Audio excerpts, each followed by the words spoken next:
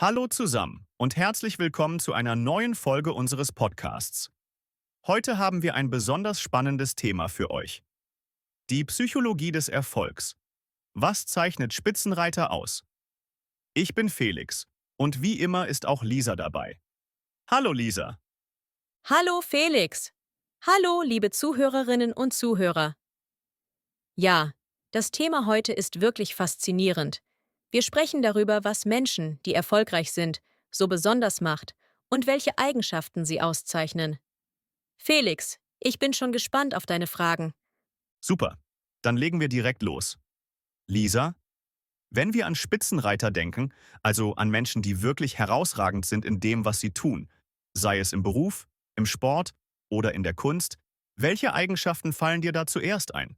Was unterscheidet diese Menschen von anderen? Das ist eine gute Frage, Felix.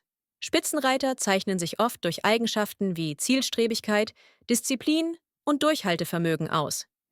Vielleicht können wir den Begriff Zielstrebigkeit kurz erklären. Das bedeutet, dass jemand klare Ziele hat und alles daran setzt, diese zu erreichen. Durchhaltevermögen wiederum beschreibt die Fähigkeit, auch bei Rückschlägen nicht aufzugeben, also dran zu bleiben, selbst wenn es schwierig wird. Das finde ich besonders interessant. Es klingt so, als wäre es wichtig, nicht nur hart zu arbeiten, sondern auch wirklich an sich zu glauben, oder? Vielleicht sogar, wenn andere nicht daran glauben? Genau, das ist ein entscheidender Punkt. Selbstvertrauen. Das ist das nächste Schlüsselwort, über das wir sprechen sollten. Selbstvertrauen bedeutet, dass man an die eigenen Fähigkeiten glaubt. Viele erfolgreiche Menschen haben eine starke innere Überzeugung, dass sie ihre Ziele erreichen können, auch wenn es Hürden gibt. Ja, das sehe ich auch so. Und ich denke, das macht es viel leichter, schwierige Phasen durchzustehen. Man muss sich einfach sagen, ich schaffe das, auch wenn es jetzt gerade schwer ist. Was ich aber auch spannend finde, Lisa, ist der Umgang mit Fehlern. Wie gehen erfolgreiche Menschen mit Fehlern um? Viele haben ja Angst, Fehler zu machen. Absolut. Das Thema Fehler ist sehr wichtig. Erfolgreiche Menschen sehen Fehler nicht als Niederlage, sondern als Lernmöglichkeit.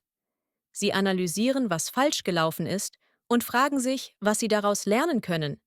Das nennt man eine konstruktive Einstellung gegenüber Fehlern.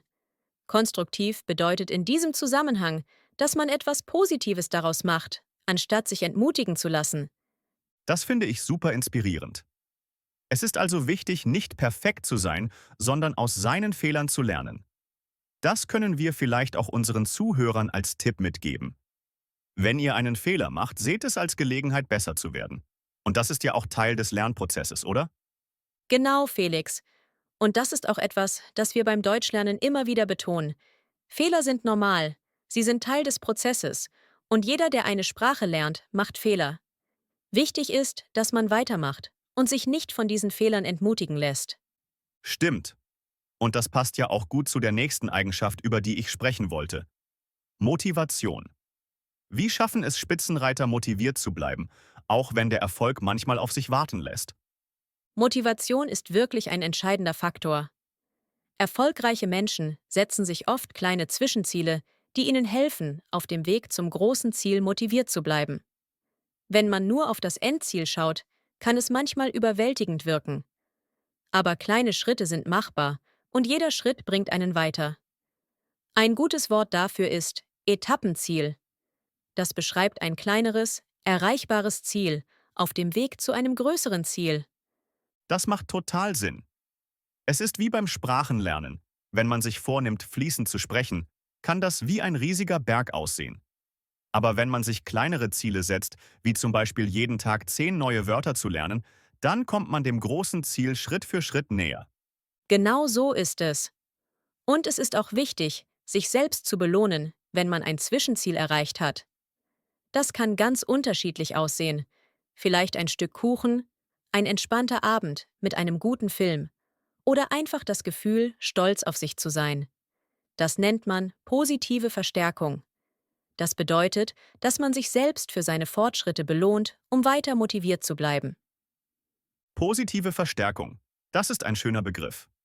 Also, liebe Zuhörerinnen und Zuhörer, belohnt euch selbst, wenn ihr Fortschritte macht.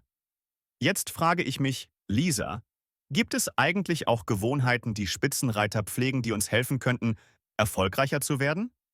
Ja, auf jeden Fall. Viele Spitzenreiter haben sehr klare Routinen, die ihnen helfen, produktiv zu bleiben. Eine wichtige Gewohnheit ist zum Beispiel das sogenannte Zeitmanagement. Erfolgreiche Menschen planen ihre Zeit gut ein, setzen Prioritäten und vermeiden es, zu viel Zeit mit unwichtigen Dingen zu verbringen. Vielleicht können wir den Begriff Prioritäten setzen kurz erklären.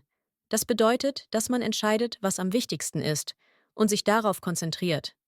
Das klingt so, als wäre es wirklich wichtig, den Tag gut zu strukturieren, um nicht den Überblick zu verlieren. Ich glaube, viele von uns kennen das, wenn man zu viele Dinge gleichzeitig machen will und am Ende gar nichts schafft. Struktur und Fokus sind da wohl der Schlüssel, oder? Ganz genau.